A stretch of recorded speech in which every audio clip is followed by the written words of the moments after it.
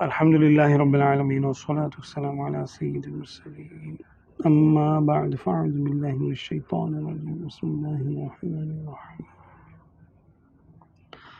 اللہم صلی علی سیدنا و مولانا محمد معدن الجود والکرم منبع العلم والحلم والحکم وعلی آلہ واصحابہ وبارک وسلم۔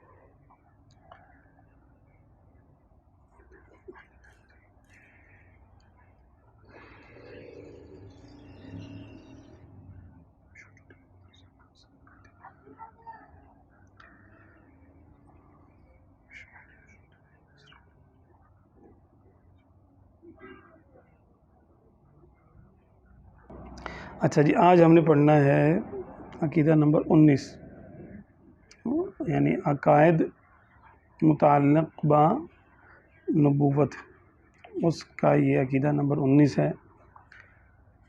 حضور صدر الشریعہ علیہ الرحمہ ارشاد فرماتے ہیں، احکام تبلیغیہ میں انبیاء کرام علیہ الصلوۃ والسلام اجمعین سے سہو و نسیان ہونا محال ہے، یعنی بھول چوک ہو جانا جس کو کہتے ہیں، کہ جو احکام آپ صلی اللہ علیہ وسلم یا کسی بھی نبی علیہ الصلوۃ والسلام کو اللہ تبارک و تعالیٰ نے حکم دیا کہ یہ احکام تم بندوں تک پہنچا دو، تو اب یہ نہیں ہو سکتا کہ وہ اس کو بھول جائیں۔ جان بوجھ کے تو ہم نے پہلے پڑھ لیا، سن لیا کہ جان بوجھ کے تو وہ چھپا ہی نہیں سکتے، کیونکہ چھپانا خیانت ہے، اور خیانت سے انبیاء کرام پاک ہوتے ہیں۔ اب ایک اور یعنی چانس تھا کہ جیسے کوئی فرضی طور پر بفرض محال کہ بھئی بھول چک بھی تو ہو سکتی ہے۔ کوئی کہنے والا کہہ سکتا تھا کہ چلو جان بوجھ کے کوئی حکم نہیں چھپائیں گے، تو ہو سکتا ہے بھولے سے کوئی بات رہ گئی ہو، بتایا نہ ہو آپ نے۔ تو یہ بھی انبیاء کرام علیہ الصلوۃ والسلام اجمعین کے لیے ناممکن ہے کہ وہ ان احکامات کو بھول جائیں جو ان کو بتانے کا حکم ہے۔ ہاں، باقی معاملات میں ان سے اپنے ذاتی معاملات میں بھول ہو سکتی ہے، اور وہ بھی من جانب اللہ ہوگی۔ جیسے آقا دو عالم صلی اللہ علیہ وسلم نے ایک مرتبہ 4 رکعت کی نیت فرمائی اور 2 پر سلام پھیر دیا، تو کسی نے پوچھا کہ کیا اللہ تبارک و تعالیٰ نے نماز کم کر دی ہے یا آپ کو بھلا دیا گیا؟ تو فرمایا کہ یعنی اس قسم کا مضمون ارشاد فرمایا کہ میں بھولتا نہیں ہوں، بھلایا جاتا ہے۔ انی لا انسا ولکن انسا، تاکہ سنت قائم ہو جائے کہ اگر میرا امتی کوئی بھولے گا تو وہ پھر کیا کرے، تو اس کو بھول کر بھی دکھایا گویا کہ۔ تو اللہ تبارک و تعالیٰ نے اپنے نبیوں کو کچھ باتیں بھلائیں بھی، بھول کر انہوں نے کوئی کام کر لیا، تاکہ اگر کسی امتی سے بھول ہو جائے تو اس کے لیے ایک طریقہ موجود ہو کہ بھولنے پر کیا کیا جاتا ہے۔ تو یہ احکام تبلیغیہ کا قصداً چھپانا ناممکن ہے، اسی طرح ان کا بھول جانا بھی ناممکن ہے۔ ہاں، اللہ تبارک و تعالیٰ نے بعض چیزیں ان کو بھلائیں تاکہ لوگوں کو بھولنے کا بھی طریقہ آ جائے کہ بھولنے پہ جب یاد آتا ہے تو کیا کرنا چاہیے، جیسے نماز وغیرہ میں سجدہ سہو وغیرہ کیا طریقہ کار ہے، یا اور دیگر جیسے جو نا باتیں ہو سکتی ہیں۔ بعض اوقات کھانے پینے میں بھی ہوتا ہے کہ کیا میں نے یہ چیز کہاں رکھ دی، میں نے تلوار اٹھائی تھی یہاں رکھی یا وہاں رکھی۔ یہ بعض اوقات کسی وجہ سے ایسا ہو جاتا ہے، بعض اوقات کسی بیماری کی وجہ سے بھی ایسا ہو سکتا ہے، کسی اور امر میں مشغولیت کی وجہ سے بھی ایسا ہو سکتا ہے۔ یعنی بشری تقاضے تو ہیں، لیکن بشری تقاضے تبلیغ دین میں رکاوٹ نہیں بن سکتے، بلکہ اگر کوئی بھول چک ہوگی تو وہ بھی اس طرح سے ہوگی تاکہ ایک سنت قائم ہو جائے۔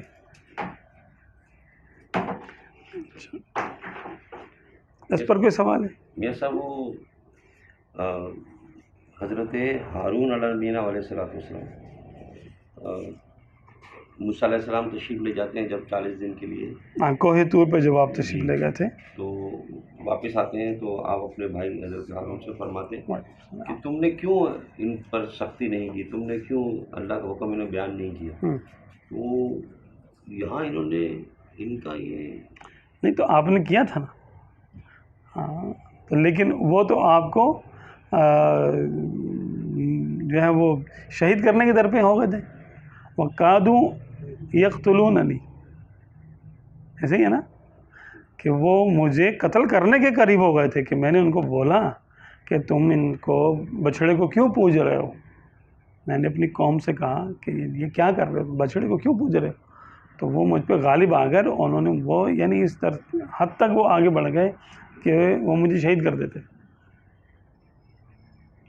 وَلَا تَأْخُذْ بِلِحْيَتِي وَلَا بِرَأْسِي، تو میرے سر اور داڑھی کو مت پکڑو. یا ابن امہ، اے میرے ماں جائے. آپ نے بڑی پیار سے بات کی ان سے کہ مجھے یعنی بلیم نہ دو مجھے، میں نے کوشش کی تھی لیکن یہ اتنے ظالم و جابر ہیں، انہوں نے ایسے ہی کیا جو چاہتے تھے کیا. تو کمزور پڑ جانا یہ الگ چیز ہے، کسی چیز پر قدرت نہ ہونا یہ اور چیز ہے. اچھا اچھا انہوں نے تو بتایا کہ ایسا نہ کرو، اچھا لیکن اب وہ بہت سارے تھے اچھا تو انہوں نے زبردستی کیا. زبردستی تو انہوں نے نبیوں کو شہید بھی کیا کفار نے. یہ چھپانا نہیں ہے، یہ چھپانا تو بھائی انہوں نے تو اللہ کا حکم بتا دیا نا، بتا دیا. ہاں یہ بات ہے، بتایا. یہ چھپانا تھوڑی ہے. چھپانا نہیں صحیح. یہ تو یہ کہ وہ زیادہ تعداد میں تھے، پتہ نہیں 12 لاکھ کے قریب تھے یا پتہ نہیں کتنے تھے. تو یعنی سارے مل کے سب نے تو نہیں کفر کیا تھا لیکن تقریباً 70,000 کے قریب تو لوگوں نے کفر کیا تھا، جنہوں نے پھر بعد میں توبہ بھی کی. اور ان کی سزا یہ تھی کہ تم ایک دوسرے کو قتل کرو. اگر ایک گھر کے 2 افراد نے یعنی بت کو پوجا ہے تو دونوں ایک دوسرے کو قتل کریں. باپ بیٹے کو مارے، پھر بیٹا بیٹے کو کوئی اور مارے، اس طرح کر کے قتل کریں. فَاقْتُلُوا أَنفُسَكُمْ ذَلِكُمْ خَيْرٌ لَكُمْ عِنْدَ بَارِئِكُمْ فَتَابَ عَلَيْكُمْ إِنَّهُ هُوَ التَّوَّابُ الرَّحِيمُ. پوری سورۃ بقرہ. توبہ بھی ان کی توبہ کی شرط یہی تھی کہ ٹھیک ہے ہم تمہاری توبہ جو ہے نا ہم قبول کریں گے کہ تم نے بچڑے کو پوجا، اب تم توبہ کرتے ہو تو ٹھیک ہے تمہاری توبہ قبول ہے. شرط یہ ہے کہ تم ایک دوسرے کو قتل کرو. کتھن کنس یعنی خونی رشتہ دار ایک دوسرے کو قتل کریں. یہ تھا، تب جا کے توبہ قبول ہوگی. تو یہ تو ہمارے آقا صلی اللہ علیہ وسلم کے نام پاک کی برکتیں ہیں کہ ہمیں تو کچھ سختی ہم پر گویا کہ ہے ہی نہیں سرے سے. تصور کریں کسی عجیب سزا، دیکھیں سزا سخت ہے نا. دیکھیں حالانکہ ظلم نہیں ہے، وہ مالک ہے، جو چاہے سزا دے، جو چاہے شرط رکھ دے. پھر بھی راضی نہ ہو بالفرض، اور راضی نہ ہو کہ بھائی ایک دفعہ جو جس نے کر لیا اور کوئی توبہ نہیں، اب سزا اس کو ملے گی لازمی. یہ بھی کر سکتا تھا وہ. اس نے کہا انہ هو التواب الرحیم، وہ بڑا ہی بخشنے والا اور بڑا ہی مہربان ہے. یہ احسان جو ہے نا بتا رہا ہے یہ کرنے کے بعد کہ تم ایک دوسرے کو قتل کرو. جس نے کفر کیا تھا، جس نے بچڑے کو پوجا تھا، وہ اپنے خونی رشتہ دار کے ہاتھوں مارا جائے گا. توبہ کی شرط یہ تھی.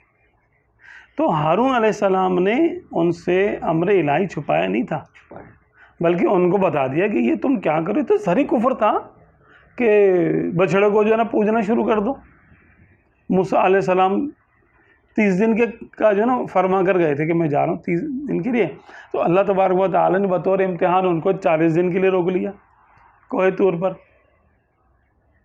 اور آپ کو پھر 40 دن کے بعد تورات عطا فرمائی، تختیوں پہ لکھی ہوئی. تو 10 دن کا گیپ آیا اور قوم کافر ہو گئی. ہارون علیہ السلام حالانکہ وہاں موجود تھے، ان کو بتاتے رہے ایسا نہ کرو نہ کرو، لیکن انہوں نے سنا ہی نہیں. تو قوم کا نہ سننا اور چیز ہے، اور نبی کا حکم نہ بتانا معاذ اللہ یہ تو ہو ہی نہیں سکتا نا. صحیح. تو ان سے نہ تو وہ جان بوجھ کے اللہ کا حکم چھپاتے ہیں انبیاء کرام، اور نہ وہ بھولتے ہیں حکم چھپانے میں، حکم کو بتانے میں بھولتے نہیں ہیں بلکہ بتا دیتے ہیں۔ اچھا، عقیدہ نمبر 20، ان کے جسم کا یعنی انبیاء کرام کے جسم پاک کا برس و جذام وغیرہ ایسے امراض سے جن سے تنفر ہوتا ہے، یعنی نفرت ہوتی ہے لوگوں کو، ان امراض سے پاک ہونا ضروری ہے، تاکہ یعنی لوگوں کو یہ نہ ہو کہ یار ہم ان کے پاس کیسے جائیں، ان کے پاس ہے تو ہم جا نہیں سکتے وغیرہ وغیرہ، تو ان کو یہ بہانہ مل جائے گا پھر کفر کرنے کا۔ اللہ تبارک و تعالیٰ نے اپنے انبیاء کرام کو ہر جسمانی روحانی عیب سے پاک ہی رکھا۔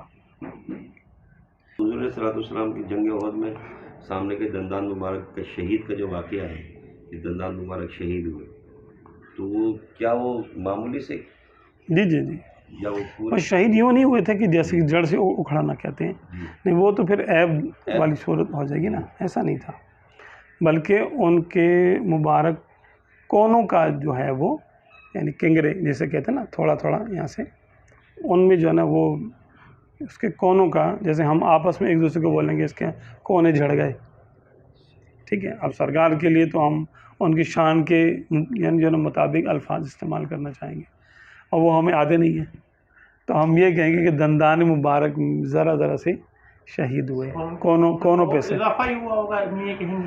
ہاں اس پر یہ کہتے ہیں کہ آپ صلی اللہ علیہ وسلم کی خوبصورتی میں مزید اضافہ ہی ہو۔ اب اللہ تعالیٰ جس کو جیسے چاہے کر دے۔ بعض یعنی ایسا ہوتا ہے کہ بعض چیزیں کسی اور جگہ پائی جائیں گی تو عیب ہوں گی، لیکن کسی دوسری جگہ پائی جائیں گی تو بڑی خوبصورتی شمار ہوگی۔ مثال کے طور پہ داڑھی ہے، اگر کسی عورت کے نکل آئے تو بولیں گے یار یہ کیا ہے، آپ داڑھی کیسے نکل آئی، اس کو منہ سے نکل آئی، اور وہی اگر خوبصورتی جو ہے وہ کسی مرد میں ہو تو بولیں ماشاءاللہ کتنی پیاری داڑھی ہے اس کی، ایسی ہے نا۔ تو یہی ہے سارے معاملات کہ ایک چیز کہیں پائی جاتی تو خوبصورتی، وہی چیز کہیں اور پائی جائے تو بدصورتی، عیب ہے۔ تو اللہ تبارک و تعالیٰ جس چیز کو چاہے خوبصورتی بنا دے، جس چیز کو چاہے جس کے لیے عیب بنا دے۔ تو آپ صلی اللہ علیہ وسلم کے جو مبارک دندان کے کونے شہید ہوئے تھے، اس سے خوبصورتی میں مزید، جمال میں مزید اضافہ ہوا، اور آپ صلی اللہ علیہ وسلم کے تو جمال کا تو کچھ بھی حصہ ظاہر نہیں ہوا لوگوں پہ، کچھ بھی حصہ ظاہر نہیں ہوا۔ سیدہ عائشہ صدیقہ طیبہ طاہرہ رضی اللہ تعالیٰ عنہا جنہوں نے دیکھا ہوگا جمال مصطفیٰ صلی اللہ علیہ وسلم، تو عام لوگوں سے ہٹ کے دیکھا ہوگا، تو آپ فرماتی ہیں کہ یوسف علیہ السلام کو مصر کی عورتوں نے دیکھا تو اپنی انگلیاں کاٹی، ان کو خبر نہ ہوئی، اگر وہ میرے سرتاج کو دیکھ لیتی تو اپنے دل ہی کاٹ لیتی۔ دیکھنے والے کی بات ہے۔ یہاں آپ صلی اللہ علیہ وسلم کا جمال وہ یعنی جسم کی آنکھوں سے نہیں بلکہ قلب کی آنکھوں سے دیکھے جانے والا ہے۔ تو جس کا ایمان ہے اس پر آپ صلی اللہ علیہ وسلم کا جمال اتنا ہی ظاہر ہوا، ظاہری طور پہ بھی،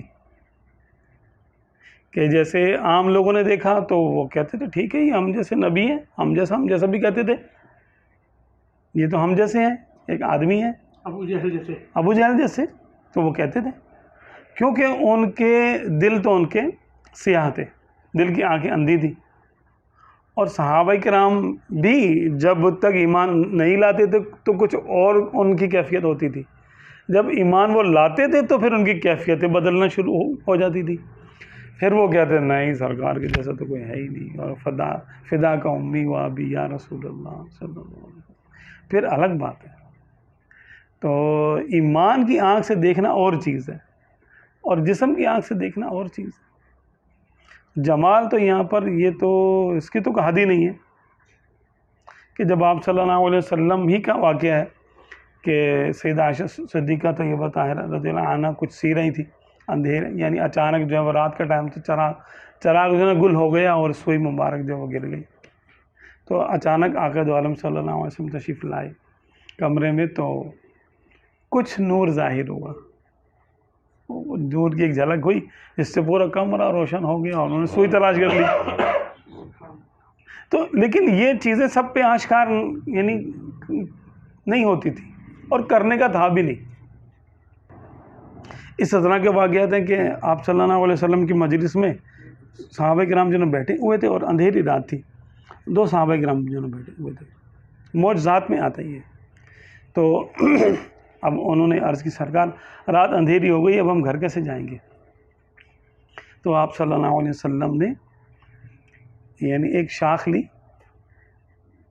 اور یا ایک صحابی کی جو نا لاٹھی پکڑی اور اس کے سرے پر یا پھونک ماری یا اس کو چھوا, تو اس میں سے روشنی آنا شروع ہو گئی.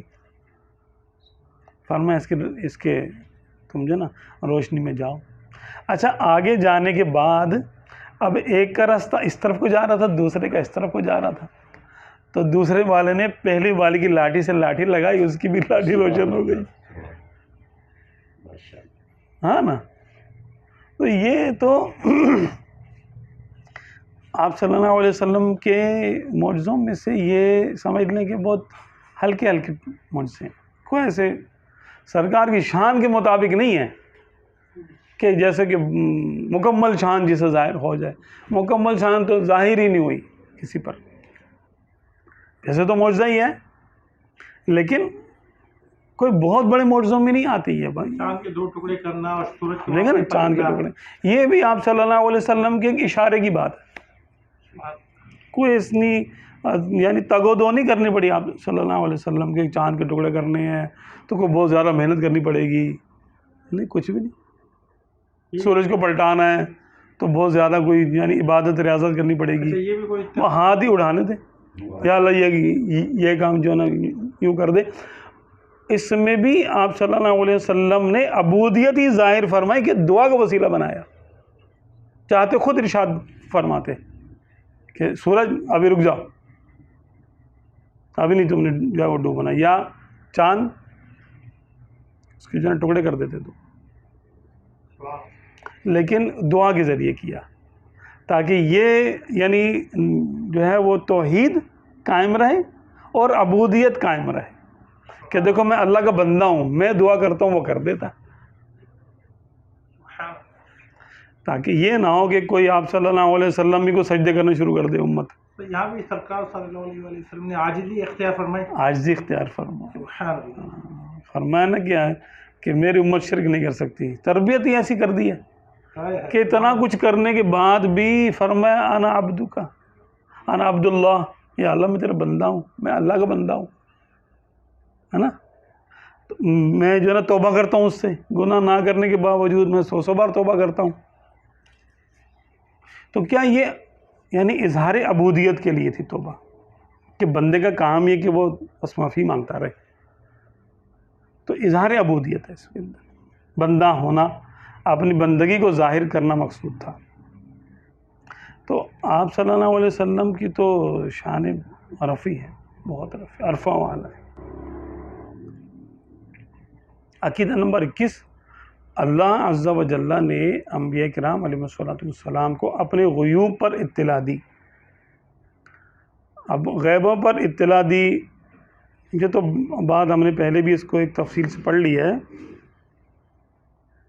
اب یہاں پر بہار شریعت کے جو یہ ہم جو دیکھ رہے ہیں اس میں جو حاشیہ ہے اس کے اندر تو تفصیل ہے اس کے اندر.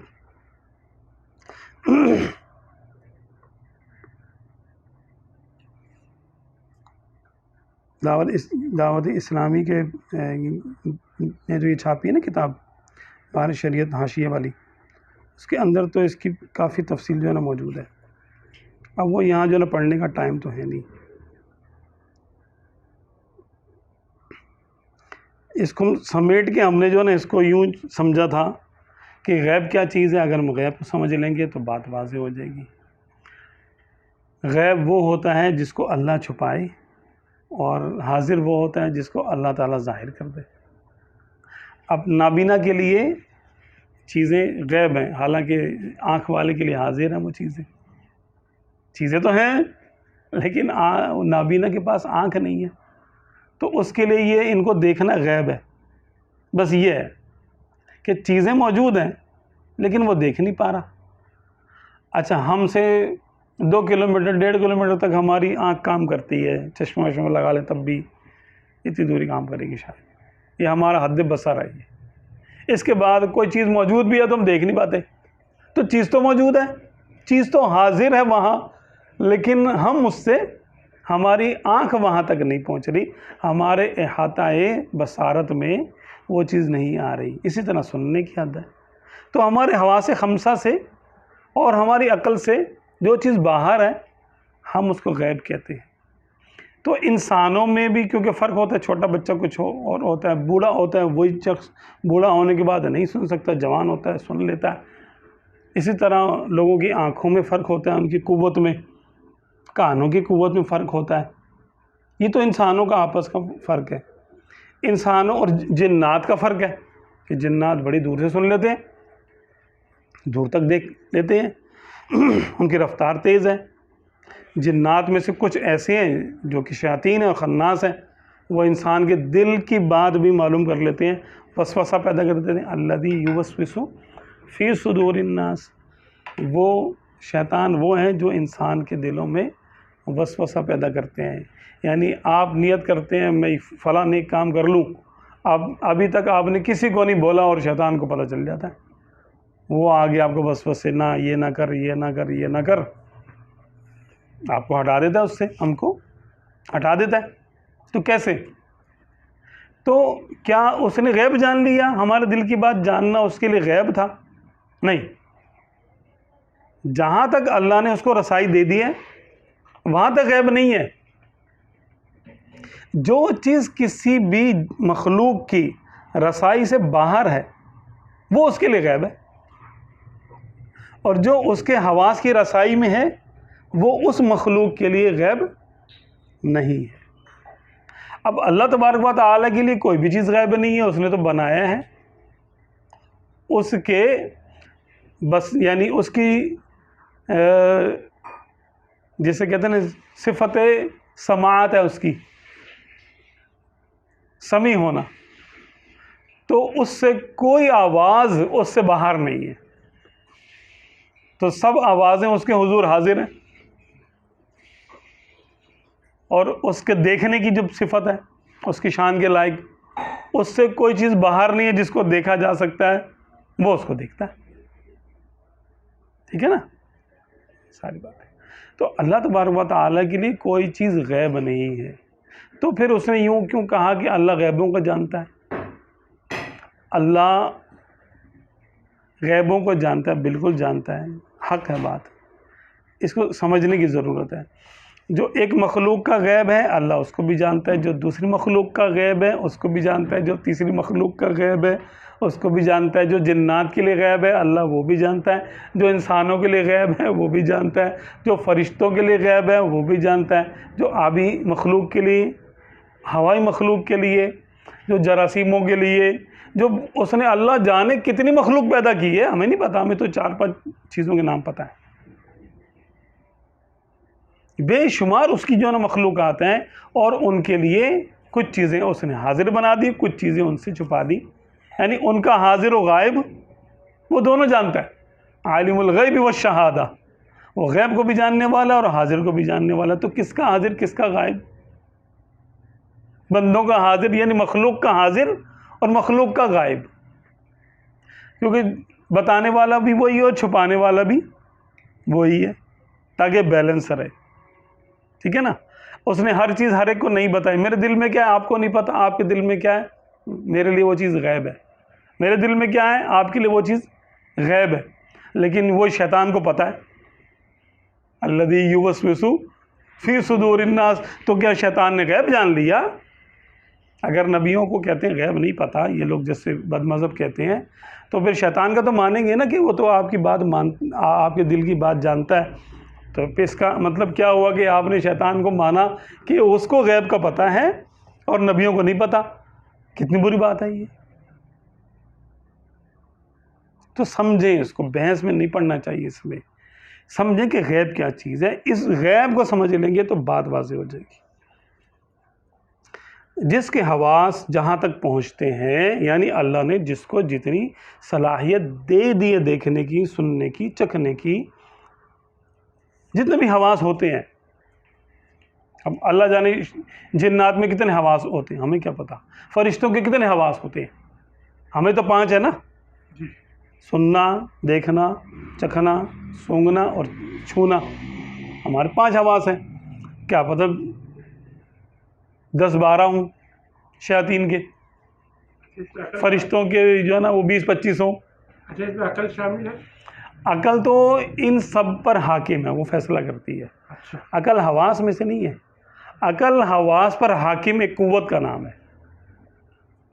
ہاں، عقل کی عقل تعریف کے ذریعے علم غیب نہیں جانا جا سکتا؟ نہیں، عقل کی بھائی عقل خود سے کوئی چیز نہیں ہے، ان سب کو مجموعہ کریں تو وہ عقل بن گئی، ان سب کو جمع کرنے کی قوت کا نام اور نتیجہ اخذ کرنے کا نام عقل ہے۔ اچھا، بھائی آپ نے جو چھوا، جو دیکھا، جو سونگا، جو چکھا، جو سنا، وہ کیا ہے؟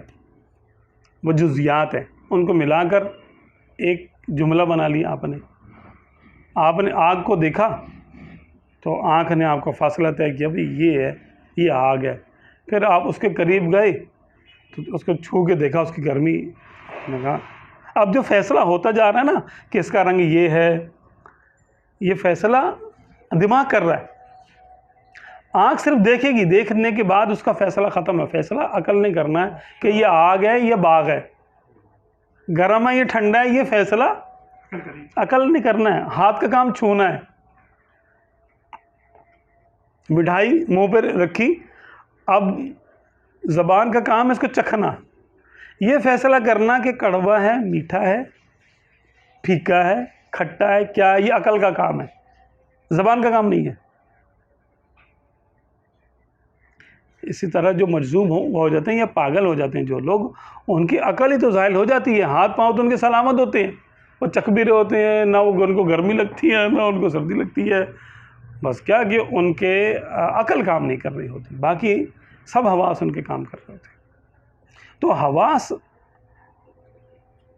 کا فیصلہ کرنا عقل کی قوت کا کام ہے، اس کو قوت عقلیہ کہتے ہیں۔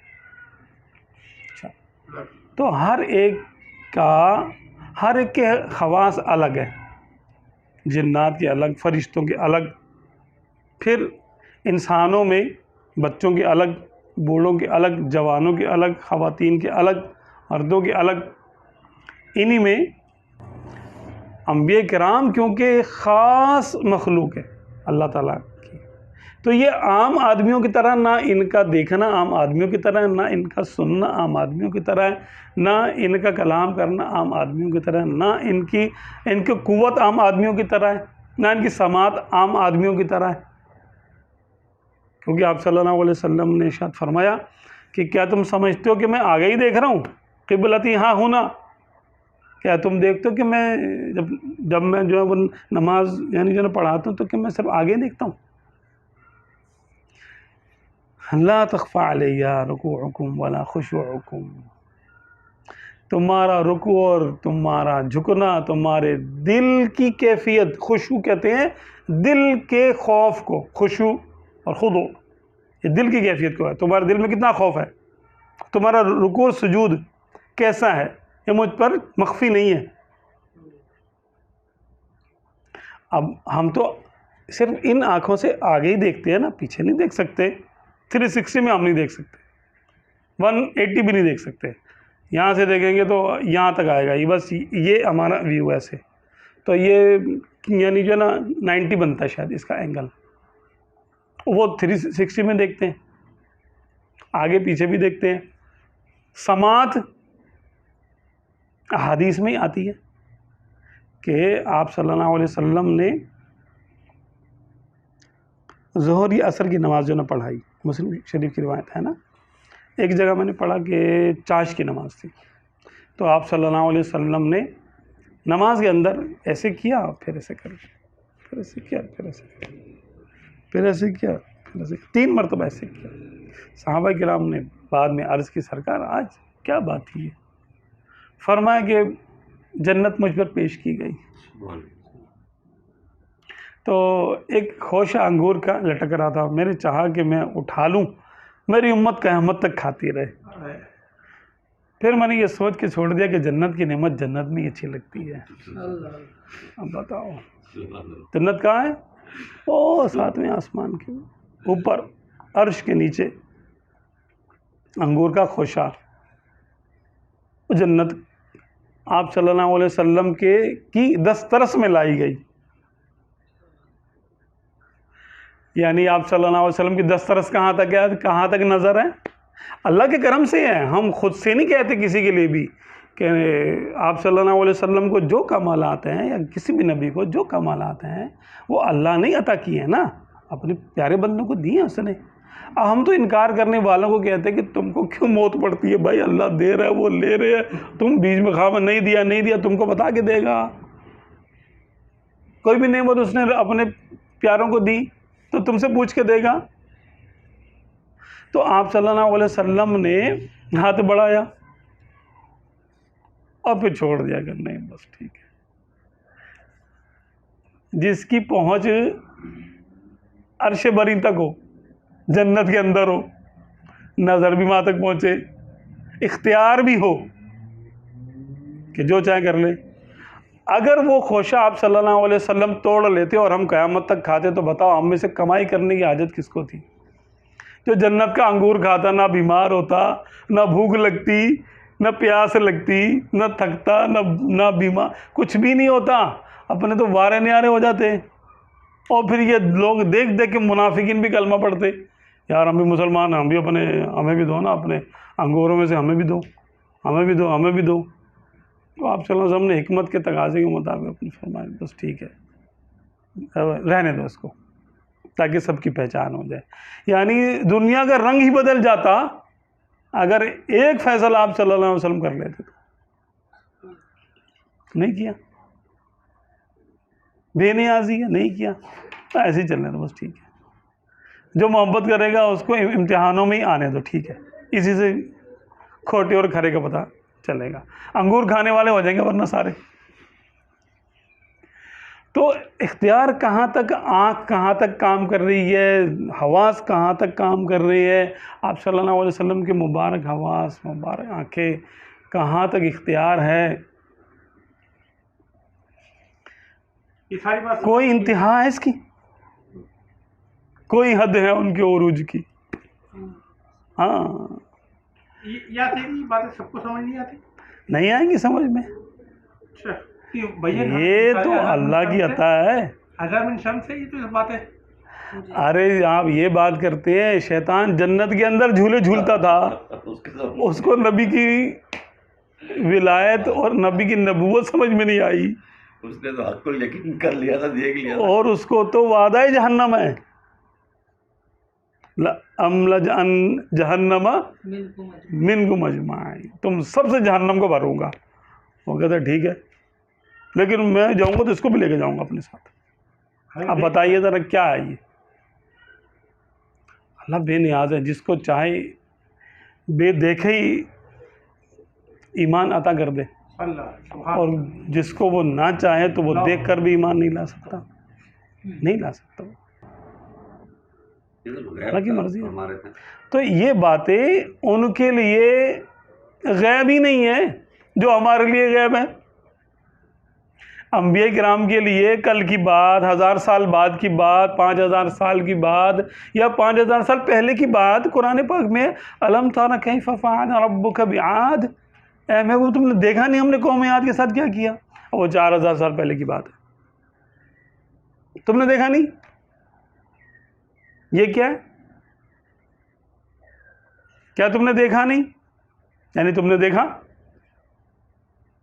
نہیں، سمجھ میں آ رہا.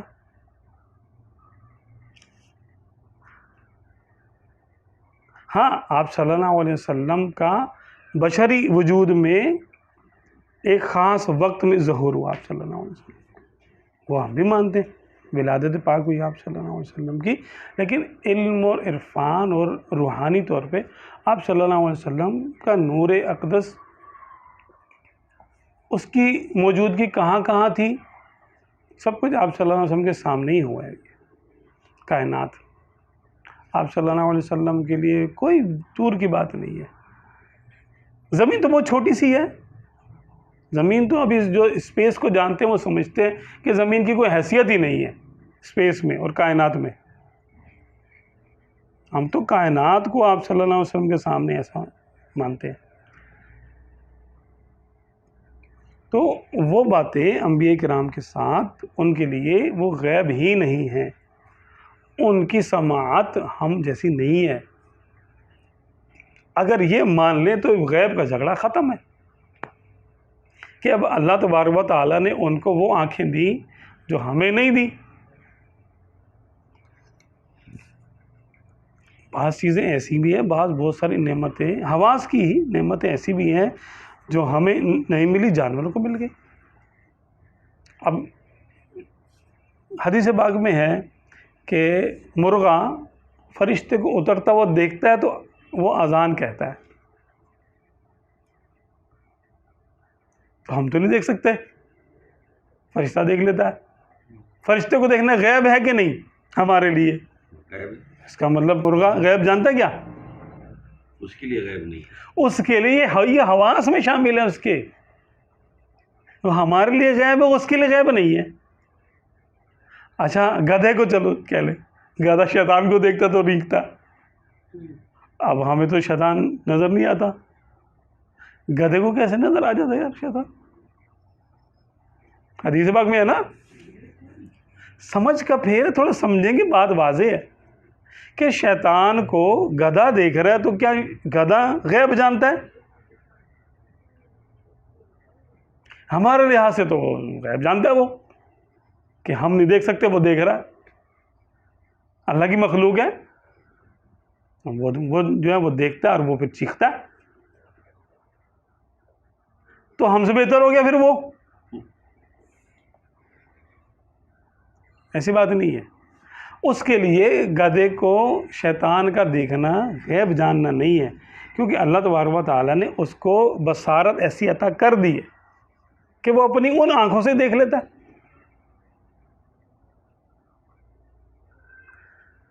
شارک مچھلی کے بارے میں بھی آتا ہے کہ وہ 8 کلومیٹر اس کے گرد جو سمندر ہوتا ہے اس میں کہیں پر بھی اگر خون کا قطر آئے وہ اس کی بو سونگھ لیتی ہے. 8 کلومیٹر میں کتے کی سونگھنے کی اپنے اس کی کانوں کی سماعت انسان سے 5000 گنا زیادہ ہے. 5000 گنا زیادہ ہے. اور وہ کیا کرتا ہے؟ 5000 گنا زیادہ جی کتے کی. بتائیے تو کیا وہ غیب جانتے ہیں کتے؟ نہیں. اللہ نے ان کو یہ صلاحیت عطا کی ہے. ان کے لیے 5000 یعنی ہماری آواز سے، ہماری سماعت سے 5000 گنا سماعت رکھنا کوئی غیب کی بات نہیں ہے، یہ معمول کا معاملہ ہے ان کے لیے. تو جو خدا ان کو دے سکتا ہے سماعت، جانوروں کو دے سکتا، فرشتوں کو دے سکتا ہے. ایک روایت کے مطابق آپ صلی اللہ علیہ وسلم نے ارشاد فرمایا کہ میری قبر انور کے پاس اللہ تبارک و تعالیٰ ایک فرشتے کی ڈیوٹی لگائے گا کہ جو دنیا میں کوئی کہیں پر بھی درود شریف پڑھے گا تو وہ اس کا نام، اس کے باپ کا نام مجھ تک پہنچاتا ہے کہ یا رسول اللہ، آپ صلی اللہ علیہ وسلم آپ کے فلاں امتی نے اس کے باپ کا نام یہ ہے، اس نے آپ پر درود شریف بھیجا ہے. چلو یہ فرشتہ ہے نا، کہاں کہاں کی آوازیں سن رہا ہے اور کون کون سی زبانیں جانتا ہے. ہم نے کہا مصطفیٰ جان رحمت پہ لاکھوں سلام، یہ اردو ہے. کوئی انگلش میں کہتے تھے پیس بی اپون ہم، کوئی عربی میں کہتا ہے، کوئی بنگالی میں کہتا ہے. جتنی زبانیں بولی جاتی ہیں سب میں لوگ بولتے ہیں. اچھا جنات بھی ہیں، جنات کی اللہ جانے کتنی زبانیں ہیں، وہ بھی امتی ہیں، وہ بھی بولتے ہیں. وہ ایک فرشتہ ہے، نہ سوتا ہے، نہ تھکتا ہے، نہ اکتاتا ہے. اور اس کو ان سب لوگوں کے نام کون بتاتا ہے اور ان کے باپوں کے نام کون بتاتا ہے؟ اور کسی نے دھیمی آواز میں پڑھا رات کے ٹائم کسی گاؤں گوٹھ میں جہاں لائٹ بھی نہیں ہے، کچھ بھی نہیں ہے، اس کی آواز اس تک کیسے چلی جاتی ہے؟ وہ کیسے سن لیتا ہے؟ اور ان کی کروڑ اربوں ذات کی تعداد. ارے عربوں تو یعنی وہی ہے، مسلمان ہی ہیں، 1.5 ارب پونے 2 ارب تو ہیں، باقی جنات بھی ہوں گے، اللہ جانے کتنے۔ درود شریف پڑھتے ہیں، اکثر پڑھتے ہی ہیں، تو کب پڑھ رہا ہے، کون پڑھ رہا ہے، کس زبان میں پڑھ رہے ہیں، اس تک آواز کیسے جا رہی ہے؟ برابر والے کو تو آ نہیں رہی آواز، اس کو یعنی آ رہی ہے۔ اگر میں یوں پڑھتا ہوں صلی اللہ علیہ وسلم یا بالکل دھیمی آواز میں، تو میرے برابر والے کو نہیں آئے گی، صرف میں ہی سنوں گا، تو اس کی سماعت میرے کان کے برابر ہے کہ جو میں سن رہا وہ سن رہا ہے فرشتہ۔ یہ تو شرک نہیں ہوا بھائی؟ غیب ہی جانا نا، ہم اس کے سامنے تو نہیں ہے نا، وہ تو دور سے سن رہا ہے۔ اور خادم خاص ہے، آپ صلی اللہ علیہ وسلم کا خادم خاص ہے، وہ کھڑا ہوا ہے اور اپنی ڈیوٹی دے رہا ہے، تو اس کو اتنی آوازیں سننے کا اختیار کس نے دے دیا؟ اور اس کو اب نئے نئے بچے بھی تو دنیا میں آئیں گے، پیدا ہوں گے، کون ان کو جا کے بتائے گا بھائی فلاں بچہ پیدا ہو گیا ہے، اس کا نام یہ ہے، اس کے باپ کا نام یہ ہے، اور وہ کب درود شریف پڑھے گا؟ اور 1445 یعنی 44 سال سے تو ہو رہا ہے، سمجھو۔ اربوں لوگوں کا سلام، وہ یعنی اربوں مرتبہ کا سلام پہنچا چکا ہے، یا کھربوں مرتبہ کا، تو کیا وہ غیب جانتا ہے؟ ہمارے لیے تو وہ چیز غیب ہے۔ جیسے دیکھیں نا، آپ کے دل کی بات میرے لیے غیب ہے، لیکن آپ کے لیے غیب نہیں ہے نا۔ تو اگر میں آپ کے دل کی بات جانوں تو پھر غیب جانا میں نے، ورنہ تو آپ اپنے دل کی بات جانتے ہیں تو کیا آپ غیب جانتے ہیں؟ اپنے دل کی بات تو ہر بندے کے لیے واضح ہے نا، وہ غیب نہیں ہے۔ تو جو جس کے لیے غیب نہیں ہے وہ اس کے لیے حاضر ہے، وہ اللہ نے اس کے لیے مثل حاضر کے کر دیا۔ جب تک غیب کی بات نہیں سمجھیں گے تو پھر جھگڑا رہے گا۔ سمجھنے والے کے لیے، بحث کرنے والے کے لیے ہمارے پاس کوئی گنجائش نہیں، نہ اتنا ٹائم ہے۔ سمجھنے والے کے لیے کہ جو غیب سمجھنا چاہتا ہے وہ یہ سمجھ لے کہ غیب وہ ہے جس کو اللہ تبارک و تعالی کسی سے چھپا لے، وہ اس کے لیے غیب ہے۔ اب وہ کوئی نہیں جان سکتا، کوئی نبی بھی نہیں جان سکتے۔ جب اللہ نے چھپا لیا تو وہ کیسے جانیں گے بھائی؟ آگے اللہ یعلم الغیب الا ہو، غیب کی بات کوئی نہیں جانتا سوائے اللہ کے۔ بالکل قرآن پاک واضح ہے، صحیح ہے۔ ہاں وہ اطلاع دے دیتے ہیں، ما کان اللہ لیطلعکم علی الغیب ولکن اللہ یجتبی من رسلہ من یشاء، کہ اللہ کی یہ شان نہیں کہ تم میں سے ہر ایک کو یعنی غیب کی یعنی خبریں دے دے۔ ہاں اللہ چن لیتا ہے اپنے نبیوں میں سے جس کو چاہے۔ ہر نبی کو اس نے مختلف صلاحیتیں غیب کی عطا کی، جیسے آدم علیہ السلام کو عطا کی، نوح علیہ السلام کو، درجوں کے مطابق اس نے صلاحیتیں عطا کی۔ تو ہمارے آقا صلی اللہ علیہ وسلم کو تو ان کے درجے کے مطابق عطا ہوگی ہر صلاحیت۔ تو آپ صلی اللہ علیہ وسلم کو تو اس نے اپنی ذات کا جلوہ دکھا دیا جو سب سے ہی غیب ہے، جس کو اس نے کسی کو نہیں دکھایا تھا۔ کسی نبی اور کسی فرشتے، کسی رسول کو اپنی ذات کا جلوہ نہیں دکھایا تھا۔ یہ ذات تو سب کے لیے غیب ہی تھی اور ہے،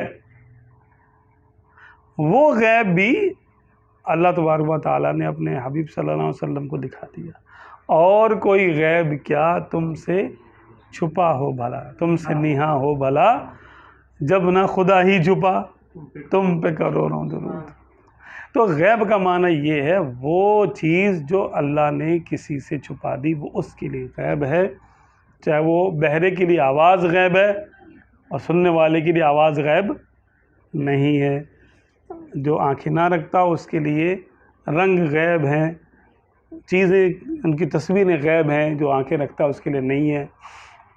اسی طرح کچھ چیزیں جانوروں کے لیے غیب نہیں ہے، کچھ چیزیں جنات کے لیے غیب نہیں ہے، کچھ اشیاء فرشتوں کے لیے غیب نہیں ہے، کچھ بے شمار اشیاء انبیاء کرام کے لیے غیب نہیں ہیں۔ وہی ابو کا حذافہ تو، کسی نے آپ صلی اللہ علیہ وسلم پر طعن کیا، ستہ کی روایتوں میں ہے نا کہ طعن کیا کہ یہ تو ہم تو ان کے پیچھے نمازیں پڑھتے ہیں، ان کو نہیں پتہ چلتا، معاذ اللہ معاذ اللہ، ہم تو منافق ہیں، تو یہ تو کہتے ہیں ہمیں آسمان کی خبریں دینے ہمیں، ایسا بھلا کیسے ہو سکتا ہے؟ آپ صلی اللہ علیہ وسلم کو اس کی اطلاع دی گئی، کیونکہ آپ صلی اللہ علیہ وسلم ہر بات میں اپنے علم کو ظاہر نہیں فرمایا کرتے تھے کہ جو پتہ ہے وہ پتہ ہے، بس ڈھکا ہے تو ڈھکا ہے۔ کسی نے آگے بتا دیا سرکار وہ بات ایسے کری، وہ لوگ تو ایسے کہہ رہے آپ صلی اللہ علیہ وسلم کے بارے میں کہ آپ صلی اللہ علیہ وسلم کو غیب کا کیا پتہ، تو اس وقت آپ صلی اللہ علیہ وسلم چاہتے تو یہ بھی جو ہے نا فرما سکتے تھے کہ ٹھیک ہے بھائی، غیب مجھے کیا پتہ، اللہ ہی جانتا ہے، میں تو نہیں جانتا غیب۔ لیکن انہوں نے بطور تحدی اور چیلنج کہا تھا یہ، اور منافقین کی طرف سے آیا تھا، اور مزاج مبارک میں آیا کہ ان کو جواب دیا جائے۔ تو ممبر پر آپ صلی اللہ علیہ وسلم تشریف فرما ہوئے، فرمایا سلونی عما شئتم، سلونی، مجھ سے پوچھو جس چیز کے بارے میں تم نے پوچھنا پوچھو۔ تو ایک صحابی جو ہے کھڑے ہوئے، حضرت عبداللہ بن حذافہ، کہ جن کے بارے میں لوگ طعن کرتے تھے کہ تمہارے باپ کا نہیں پتہ، یعنی تو انہوں نے عرض کی یا رسول اللہ من ابی، میرا باپ کون ہے؟ فرمایا ابو کا حذافہ، تیرا باپ وہی ہے جو مشہور ہے، وہی تیرا باپ، اصل میں بھی وہی تیرا باپ ہے۔ ایک منافق تھا، وہ تو پیچھے نمازیں پڑھتا تھا، اس نے کہا میں تو مسلمان بن کے رہ رہا ہوں، تو میں ان سے پوچھوں گا تو ظاہر سی بات ہے ظاہری حالت کے مطابق ہی جواب دیں گے، تو پھر میں معاذ اللہ مذاق اڑاؤں گا کہ دیکھو مجھے بھی جنتی کہہ دیا۔ تو اس نے جو ہے نا پوچھا کہ میرا ٹھکانہ کہاں ہے؟ فرمایا تیرا ٹھکانہ جہنم میں ہے، یعنی اس کو اس کی حقیقت بتا دی۔ تو آپ صلی اللہ علیہ وسلم کے جلال سے ہے نا، یہ جو لوگ جو یوں کہتے ہیں بطور طعن یا بطور چیلنج سرکار صلی اللہ علیہ وسلم سے غیب کا انکار کرتے ہیں، کافروں والی حرکت ہے۔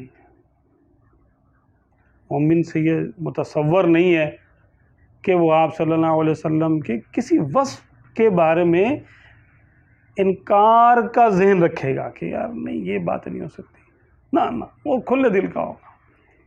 اس کے بارے میں ایک فارمولہ ہے، امام بصیری رحمۃ اللہ علیہ نے دیا، فرمایا دع مدعتہ النصارى فی نبیہم، کہ اے امتی تم وہ دعویٰ اپنے نبی کے بارے میں نہ کرنا جو عیسائیوں نے اپنے نبی کے بارے میں کیا، یعنی عیسائیوں نے عیسیٰ علیہ السلام کو خدا مان لیا، اس کا شریک ٹھہرا دیا، اس کا بیٹا مان لیا۔ دع مدعتہ النصارى فی نبیہم، وہ بات نہ کرنا جو عیسائیوں نے اپنے نبی کے لیے کری، ٹھیک ہے۔ وَاحْكُمْ بِمَا شِئْتَ مَدْحًا فِيهِ وَاحْتَكِمِي، اور سرکار صلی اللہ علیہ وسلم کے بارے میں تم جو ان کی شان میں اس کے علاوہ جو کہنا چاہو، بڑی سے بڑی بات وہ کہہ دو۔ وَانْسُبْ إِلَىٰ ذَاتِهِ مَا شِئْتَ مِنْ شَرَفٍ، اور تم آپ صلی اللہ علیہ وسلم کے ذات پاک کے بارے میں جتنا شرف چاہو بیان کرو۔ اور کیا وَانْسُبْ إِلَىٰ قَدْرِهِ مَا شِئْتَ مِنْ عِظَامٍ، اور آپ صلی اللہ علیہ وسلم کی قدر و منزلت کے بارے میں جتنی عظمت چاہو بیان کرو۔ فَإِنَّ فَضْلَ رَسُولِ اللَّهِ لَيْسَ لَهُ حَدٌّ فَيُعْرِفَ عَنْهُ نَاطِقٌ بِفَمِهِ، کہ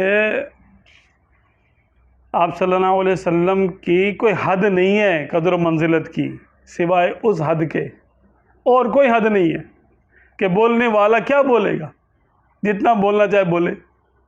یہ حد ہے کہ وہ خدا نہیں، بخدا نہیں، کہ وہ خدا نہیں ہے، اور بخدا وہ خدا نہیں ہے، اللہ کی قسم وہ خدا نہیں ہے۔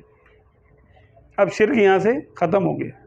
ہاں یہ کہ اگر تم خدا سے جدا کرنا چاہتے ہو ان کو کہ خدا کوئی یعنی خدا کی مرضی کچھ ہو رہا ہے، خدا کی اطاعت کچھ ہو رہا ہے، اور خدا کا نبی سے کوئی تعلق نہیں ہے، ایسا نہیں ہے۔ محبت میں اور اطاعت میں، فرما برداری میں وہ خدا سے جدا نہیں ہے۔ ان کی اطاعت اللہ کی اطاعت ہے، وہ مگر خدا سے جدا نہیں۔ کس بات میں؟ اطاعت، فرما برداری، محبت میں، عبادت میں نہیں۔ عبادت صرف خدا کی ہے، کسی اور کی تو عبادت ہے ہی نہیں۔ ہاں، اطاعت رسول اللہ صلی اللہ علیہ وسلم کی بھی ہے، اور اس اطاعت میں ہی اللہ کی بھی اطاعت ہے، کیونکہ ہم کو تو حکم آپ صلی اللہ علیہ وسلم سے جو ہے نا پتہ چلا نا کہ اللہ کا کیا حکم ہے۔ آپ کی بات مانیں گے تو پھر ضمناً اللہ کی بات بھی مانی جائے گی، اسی میں آ جائے گا اللہ کی، یعنی اطاعت بھی اسی میں آ جائے گی، ٹھیک ہے نا۔ تو یہ ایک حد ہے کہ ہم نے شرک نہیں کرنا، اور شرک سے کم پھر تو ظاہر سی بات ہے ایمان ہی ہے۔ تو جتنی چاہو آپ صلی اللہ علیہ وسلم کی مدح و ثنا کرو، اور ظاہر سی بات ہے جب آپ صلی اللہ علیہ وسلم کی مدح و ثنا کرتے ہیں تو اطاعت کا جذبہ بڑھتا ہے، سنت پہ عمل کرنے کا دل چاہتا ہے، اور ایک قرب محسوس ہوتا ہے، ایمان کی لذت محسوس ہوتی ہے، اور یہ ایمان والا ہی محسوس کر سکتا ہے، یہ بھی بات ہے، لیکن یہ ایمان والا ہی محسوس کرے گا، دوسرے کو تو اس میں جو ہے وہ جو ہے نا بخار چڑھے گا، اور اس کو بدہضمی ہو جائے گی، یار یہ کیا بات کر رہے ہیں، خدا کو چھوڑ کے رسول کی بات کر رہے ہیں۔ اب رسول کی بات کرنا، خدا کو چھوڑنا کہاں سے ہو گیا بھائی؟ وہ تو خدا سے جڑنا ہے، رسول کس کے؟ خدا کے۔ تو جو اللہ کے رسول کی اطاعت کر رہا ہے تو وہ اللہ کی تو وہ کر رہا ہے، تعظیم کر رہا ہے، اطاعت کر رہا ہے، اور رسول اللہ صلی اللہ علیہ وسلم کی نعت شریف پڑھ رہا ہے تو وہ اللہ ہی کی عبادت کر رہا ہے۔ کیوں؟ کہ اس کی یعنی جو ہے نا ایک مخلوق کی تعریف کر رہا ہے۔ کسی کی بنائی ہوئی چیز کی تعریف کرنا، اسی کی تعریف تو کرنا ہوا ایک وسیلے کے ساتھ، ہے کہ نہیں؟ یہی جو ہے نا بات ہے کہ ہمیں یعنی حکم یہ ہے کہ ہم جتنا چاہیں اپنے حبیب صلی اللہ علیہ وسلم کی شان کو بیان کریں، ایک حد ہے جا کر، بس اس کو ٹچ نہیں کرنا۔ وہ خدا نہیں، با خدا نہیں، اور اس تک کوئی جاتا بھی نہیں، الحمدللہ۔ ویسے تو حضور صلی اللہ علیہ وسلم کے لیے پھر غیب کیا ہوا؟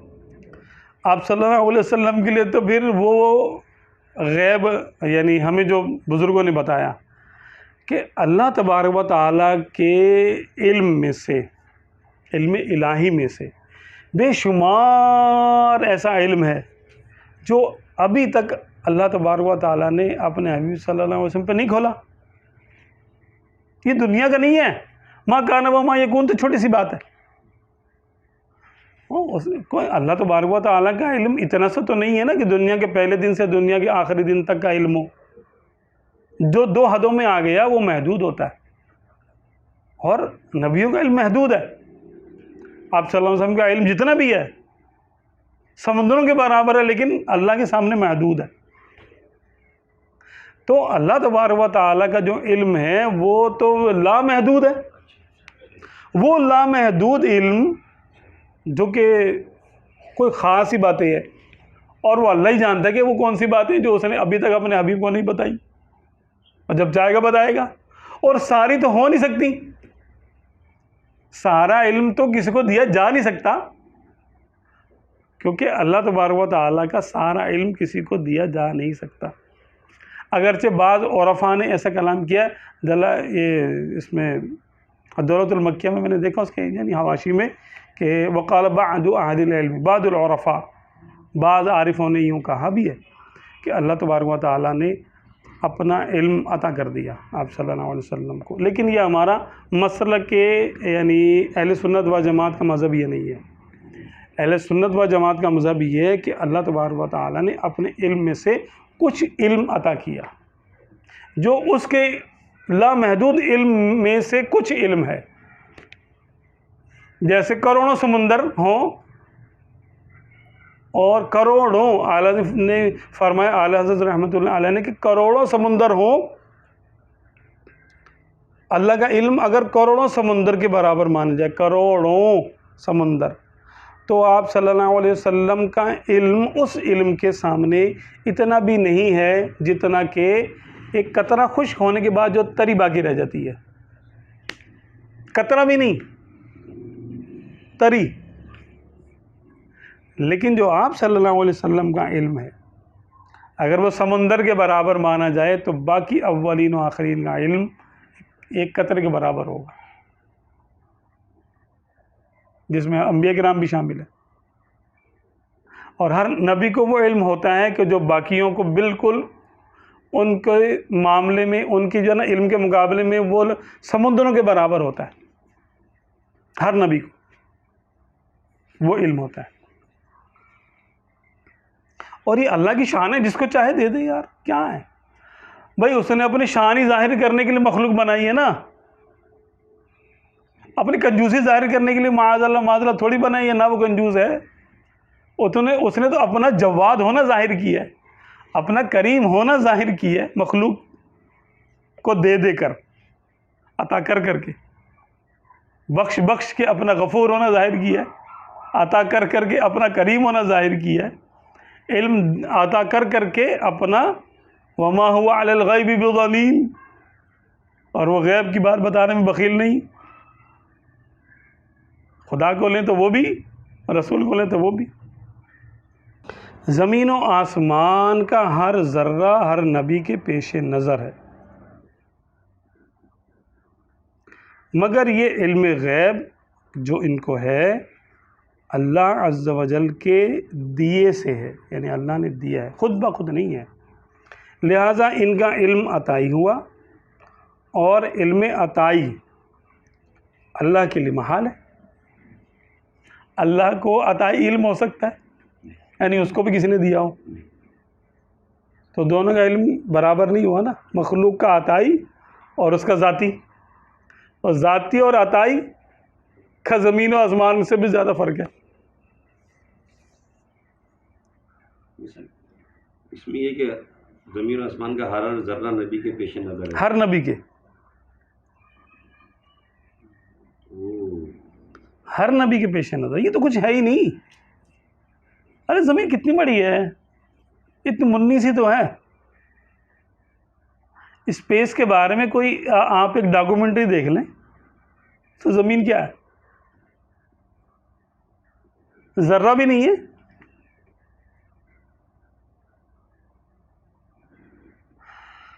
اچھا، علم عطائی اللہ عز و جل کے لیے محال ہے کہ اس کی کوئی صفت، کوئی کمال کسی کا دیا ہوا نہیں ہو سکتا، بلکہ ذاتی ہے۔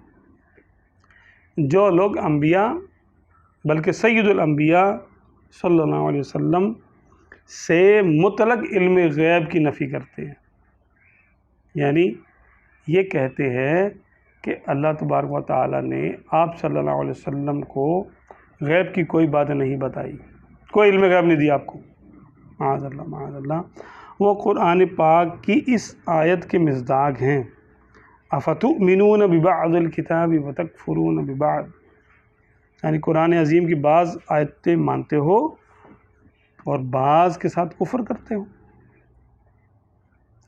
کہ نفی کی آیتیں دیکھتے ہیں اور ان آیتوں سے جن میں انبیاء علیہ الصلوۃ والسلام کو علوم غیب عطا کیا جانا بیان کیا گیا ہو، ان کا انکار کرتے ہیں۔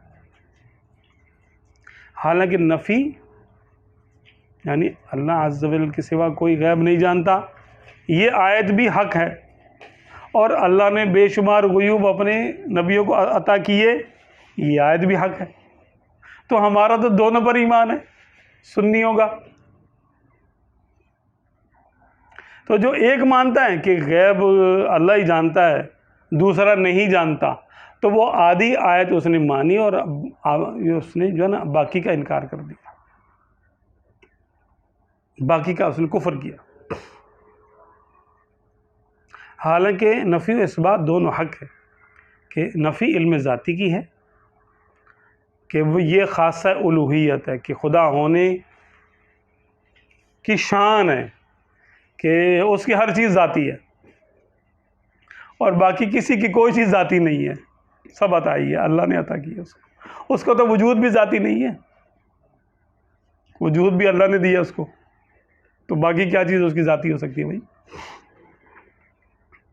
اس بات عطائی کا ہے، یعنی ہم جو ثابت کرتے ہیں کہ انبیاء کرام کو علم غیب ہوتا ہے تو وہ عطائی علم غیب ہوتا ہے، اور یہ قرآن پاک سے ثابت ہے، اتنی بحث کی حاجت ہی نہیں ہے کہ یہ انبیاء ہی کی شایان شان ہے، اور منافی الوہیت اور یہ عطائی علم غیب خدا ہونے کا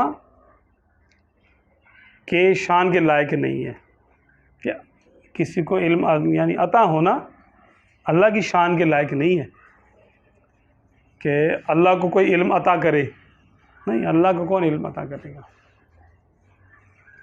اور یہ کہنا کہ ہر ذرے کا علم نبی کے لیے مانا جائے تو خالق و مخلوق میں مساوات لازم آ جائے گی، باطل محض ہے، اس کی کوئی حقیقت نہیں کہ مساوات یعنی برابری تو جب لازم آئے کہ اللہ عز و جل کے لیے بھی اتنا ہی علم ثابت کیا جائے، اور یہ نہ کہے گا مگر کافر۔ ذرات عالم متناہی ہے، یعنی کائنات کا جتنی بھی بڑی ہو یہ محدود ہے، اور اس کا علم غیر متناہی، اللہ کا علم جو ہے وہ کیا ہے؟ غیر متناہی، ورنہ جہل لازم آئے گا، اور یہ محال کہ خدا جہل سے پاک ہے۔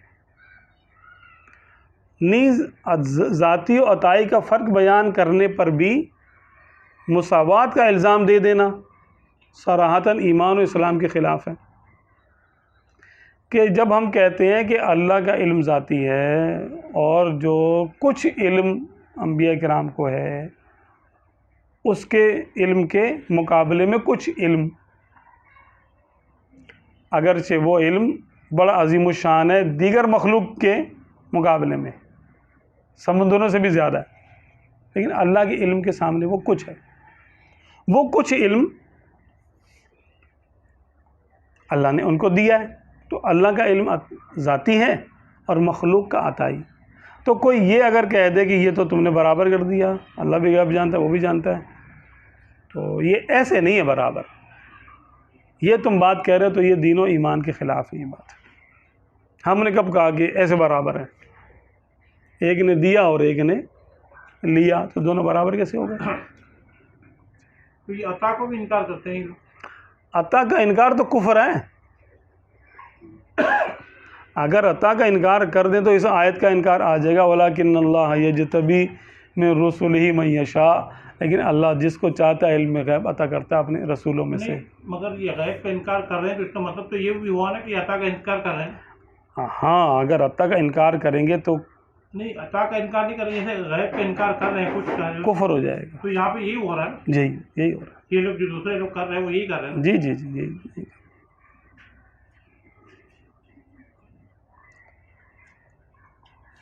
اگر ذاتی اور عطائی کا فرق ہونے کے باوجود برابری ہو جایا کرے تو لازم ہے کہ ممکن و واجب بھی وجود میں برابر ہو جائیں گے معاذ اللہ، کہ اللہ بھی موجود اور بندے بھی موجود، مخلوق بھی موجود، تو موجود ہونے میں دونوں کیا برابر ہو گئے؟ بھائی اللہ کا وجود اصلی اور ذاتی ہے اور ہمارا عطائی ہے، اس نے بنایا، اس نے قائم رکھا ہوا ہے ہمیں، ہمارا وجود اس نے بنایا بھی ہے، وہ خالق بھی ہے اور وہ قیوم بھی ہے، وہ نہ چاہے تو ہم نہ بن سکتے تھے خود بخود اور نہ اب قائم رہ سکتے ہیں، تو برابر کیسے ہو گئے؟ کہ ممکن بھی موجود اور واجب بھی موجود، اور وجود میں مساوی کہنا سری کفر کھلا شرک ہے۔ یہاں تک بات پوری ہوگی۔ انبیاء کرام علیہ الصلوۃ والسلام اجمعین غیب ہی کی خبریں دینے کے لیے تشریف لاتے ہیں کہ جنت و نار، حشر و نشر، عذاب و ثواب اگر غیب نہیں تو اور کیا ہے؟ عقل سے سوچے تو سمجھ میں آ جائے گی بات۔ ان کا منصب ہی یہ ہے کہ وہ باتیں ارشاد فرمائیں کہ جن تک عقل و حواس نہیں پہنچ سکتے، اور اسی کا نام غیب ہے، کہ جہاں تک عقل اور حواس، یہ نقطے کی بات ہے، جہاں تک عقل اور حواس نہیں پہنچ سکتے وہ غیب ہے، بس یہ نقطہ خلاصہ ہے کہ جہاں تک عقل اور حواس نہیں پہنچ سکتے وہ اس مخلوق کے لیے وہ علم غیب ہے، ہر ایک کے لیے الگ الگ ہے۔ اولیاء اللہ کو بھی علم غیب عطائی ملتا ہے مگر بواسطہ انبیاء کے۔ انبیاء کرام ان کے لیے ان کا سینہ کھول دیتے ہیں، نظر ڈال دیتے ہیں اور اپنے علم میں سے کچھ ادھر بھی اپلوڈ کر دیتے ہیں ان کے دلوں میں، تو ان کو بھی پتہ چلنا شروع ہو جاتا ہے، ان کی بھی آنکھیں کھول دیتے ہیں، ان کے بھی کان کھول دیتے ہیں، ان کا بھی سینہ روشن کر دیتے ہیں۔ اتنا تو ہمارے حضور غوث اعظم رضی اللہ عنہ کا ارشاد ہے کہ تم میرے سامنے ایسے ہو جیسے شیشے کی بوتل میں کوئی چیز رکھی ہو، تمہارے سینوں میں جو ہے وہ میں ایسے دیکھتا ہوں آر پار کہ جیسے شیشے کی بوتل میں کچھ رکھا ہو، اور اگر شریعت کی لگام نہ ہو تو میں تم کو بتاؤں کہ تم کیا کھا کر آئے ہو، کیا گھر میں چھوڑ کے آئے ہو۔ ما تدخرون فی بیوتکم۔ عقیدہ نمبر 22، انبیاء کرام تمام مخلوق یہاں تک کہ رسل ملائکہ سے بھی افضل ہیں، ولی کتنا ہی بڑے مرتبے کا ہو کسی نبی کے برابر نہیں ہو سکتا۔ اب یہاں ایک خاص بات، جو کسی غیر نبی کو کسی نبی سے افضل یا برابر بتائے کافر ہے۔ بعض فرقے ہیں کہ جو نبیوں سے بڑھ کر کسی اور کو قرار دیتے ہیں، جیسے رافضی ہیں، یہ اہل بیت کو خواہ مخواہ انہوں نے نہ دعویٰ کیا، نہ قرآن و حدیث میں آیا، نہ آپ صلی اللہ علیہ وسلم نے ارشاد فرمایا، کچھ بھی نہیں، اپنی طرف سے گھڑ کے کہتے کہ نہیں جی وہ نبیوں سے بھی افضل ہیں۔ بس ایک ضد بازی ہے بس، اور تو کچھ نہیں، حالانکہ یہ کفر ہے۔ جو نبی نہیں ہے غیر نبی، وہ شخصیت جو نبی نہیں، وہ کسی بھی نبی سے افضل بتانا کفر ہے، یہ بس نوٹ کر لیں۔ غیر نبی کو کسی بھی نبی سے افضل ماننا کفر ہے۔ عقیدہ نمبر 23، نبی کی تعظیم فرض عین بلکہ اصل تمام فرائض ہے۔ کسی نبی کی ادنا توہین یا تکذیب کفر ہے۔ بالکل واضح ہے یہ تو بات کہ ان کی تعظیم ہی تو ایمان ہے بھائی۔ میرا دین و ایمان فرشتے جو پوچھیں تمہاری ہی جانب اشارہ کروں میں، سرکار میرا دین و ایمان وہی ہے جو انہوں نے ارشاد فرمایا، جو یہ فرماتے ہیں وہ ہم مان لیتے ہیں، وہی ہمارا دین و ایمان ہے۔ اپن الگ سے تو ہمیں کچھ پتہ نہیں، جو انہوں نے فرمایا وہی ہمیں پتہ ہے اور اسی پر ہمارا ایمان ہے۔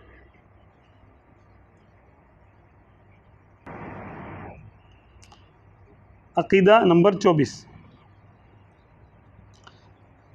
حضرت آدم علیہ السلام سے ہمارے حضور سید عالم صلی اللہ تعالی علیہ وآلہ وسلم تک اللہ تعالی نے بہت سے نبی بھیجے۔ بعض کا صریح یعنی واضح ذکر قرآن پاک میں ہے اور بعض کا نہیں، جن کے اسماء طیبہ بالتصریح یعنی نام لے کر بیان ہوئے ہیں قرآن پاک میں، وہ یہ ہیں: حضرت آدم، حضرت نوح، حضرت ابراہیم، حضرت اسماعیل، حضرت اسحاق، حضرت یعقوب، حضرت یوسف، حضرت موسیٰ، حضرت ہارون، حضرت شعیب، حضرت لوط، حضرت ہود، حضرت داؤد، حضرت سلیمان، حضرت ایوب، حضرت زکریا، حضرت یحییٰ، حضرت عیسیٰ، حضرت الیاس، حضرت الیسع، حضرت یونس، حضرت ادریس، حضرت ذوالکفل، حضرت صالح، حضرت عزیر علی نبینا وعلیہ الصلاۃ والسلام اجمعین کثیراً کثیراً کثیراً، اور حضور سید المرسلین محمد رسول اللہ صلی اللہ تعالی علیہ وآلہ وسلم۔ عقیدہ نمبر 25، حضرت آدم علیہ السلام کو اللہ تعالیٰ نے بے ماں باپ کی مٹی سے پیدا کیا اور اپنا خلیفہ کیا، اور تمام اسماء و مسمیات کا علم دیا۔ اسما مانا نام، مسمہ مانا چیز.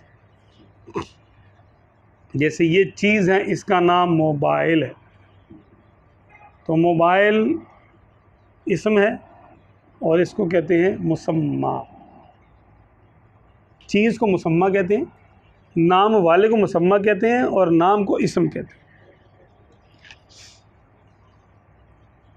تو تمام اسماء اور مسمیات کا یعنی ناموں کا بھی بتایا اور چیزوں کا بھی بتایا. تمام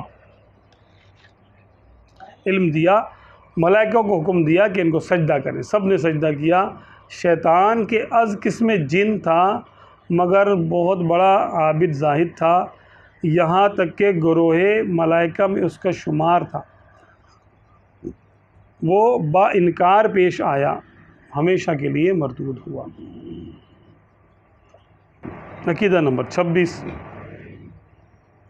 حضرت آدم علیہ السلام سے پہلے انسان کا وجود نہ تھا، بلکہ سب انسان انہی کی اولاد ہیں. اسی وجہ سے انسان کو آدمی کہتے ہیں. آدمی، آدم والا یعنی اولاد آدم. اور حضرت آدم علیہ السلام کو ابو البشر یعنی انسانوں کا باپ کہتے ہیں. عقیدہ نمبر 27.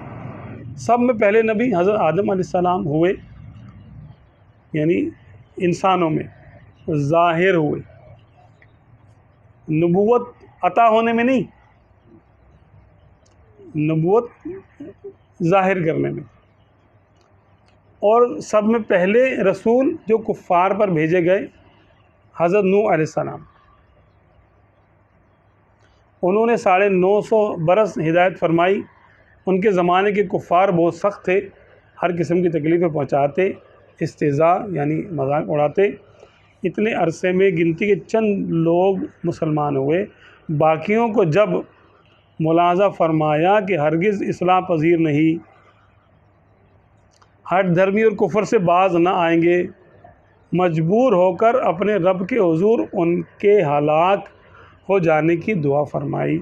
طوفان آیا اور ساری زمین ڈوب گئی. صرف وہ گنتی کے مسلمان اور ہر جانور کا ایک ایک جوڑا جو کشتی میں لے لیا گیا تھا بچ گئے. ٹھیک ہے جی، یہ بھی ہمارا عقیدہ ہے. عقیدہ 28. انبیاء کی کوئی تعداد معین کرنا جائز نہیں کہ خبریں اس بارے میں مختلف ہیں، اور تعداد معین پر ایمان رکھنے میں نبی کو نبوت سے خارج ماننے کا احتمال ہے.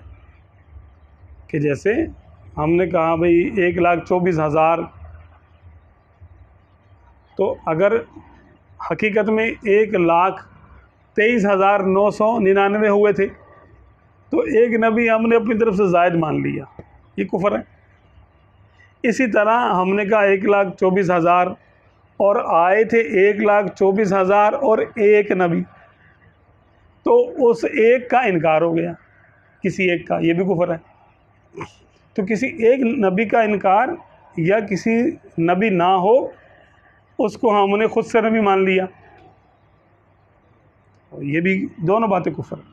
تو اس لیے ہم عدد معین نہیں کریں گے، بلکہ کہیں گے کہ جتنے بھی اللہ نے نبی بھیجے سب پر ہمارا ایمان ہے. یہ کم و بیش بھی کہہ سکتے ہیں. ہاں، کم و بیش کہہ کے بولتے ہیں کہ بھئی کم یا زیادہ اللہ ورسول، اس کی اجازت ہے. اور یہ دونوں باتیں کفر ہے. لہٰذا یہ اعتقاد چاہیے کہ اللہ عز و جل کے ہر نبی پر ہمارا ایمان ہے. عقیدہ نمبر 29. نبیوں کے درجے مختلف ہیں، بعض کو بعض پر فضیلت ہے، اور سب سے افضل ہمارے آقا و مولا سید المرسلین صلی اللہ تعالیٰ علیہ وآلہ وسلم ہے. حضور صلی اللہ علیہ وسلم کے بعد سب سے بڑا مرتبہ حضرت ابراہیم خلیل اللہ علیہ السلام کا ہے، پھر حضرت موسیٰ علیہ السلام کا، پھر حضرت سیدنا عیسیٰ علیہ السلام کا، اور حضرت نوح علیہ السلام کا. ان حضرات کو مرسلین اولو العزم کہتے ہیں، یعنی ان کو عظیمت والے نبی کہا جاتا ہے. کسی کام کو کرنے کے دو طریقے ہوتے ہیں.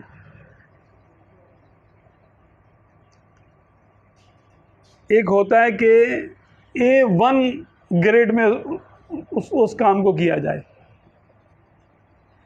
ایک ہوتا ہے کہ A1 سے تھوڑا سا کم ہو, A ہو. ایک ہے 100% کام کو کیا جائے, ایک ہے 99% کام کر لیا جائے. یوں آپ سمجھے.